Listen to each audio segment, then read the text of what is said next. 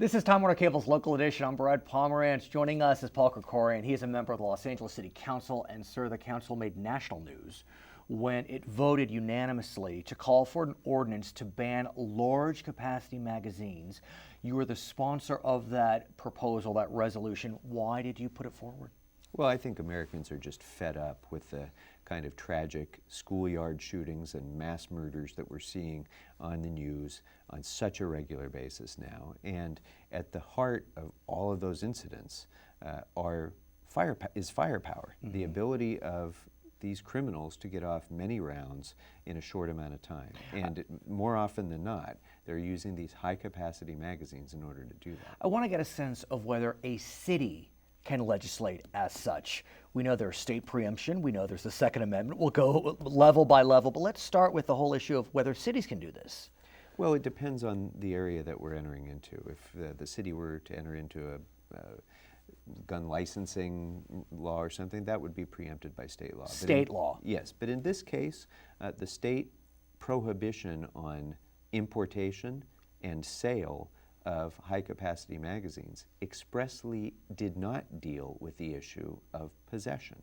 And so, in my view, that left open to cities the ability to regulate the issue of possession.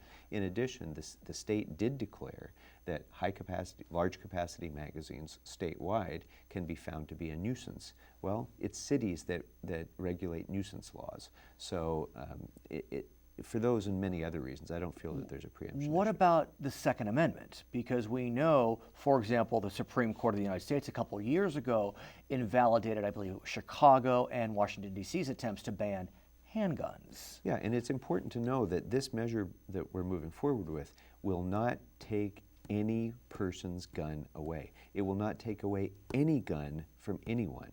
This simply deals with the accessory that some guns use that allows them to fire more rounds without reloading. So we're both lawyers, which is a little dangerous when we talk about these issues. We pretend like we know what we're talking about. Is that a distinction worthy of distinction, gun versus ammunition? Well, it clearly is, because every gun that's legally owned in California can continue to be used with a legal magazine. So the fact that large capacity magazines are a nuisance, that are a danger to our society, and that we should be rid of, does not take anybody's right to use that gun away, because they can use smaller capacity magazines. I want to talk to you more philosophically, if we can, about this whole issue of gun control and gun rights. I was recently in Washington, D.C., talking with members from throughout the country, members of Congress, and it really is as if the two sides are just two ships passing in the night. We truly see gun rights and gun control completely differently on the coast. Why do you think that is? Well, yes and no. I think that there is an extreme fringe, of course, that thinks that any common sense regulation on firearms is somehow an assault on their Second Amendment rights, and that there's an effort to take away their guns. That is typically not true. And in fact, with most of these common sense regulations, like, for example, limitations on large capacity magazines, a majority of NRA members support this. And yet still, our federal government can't muster up the courage to act. Why? That's the question. Why? Because they are fearful of the extremist fringe and the money that the NRA and its associated groups will be able to bring to bear to attack them. What about here in Los Angeles? The NRA is still powerful in California. The NRA is more powerful than it should be.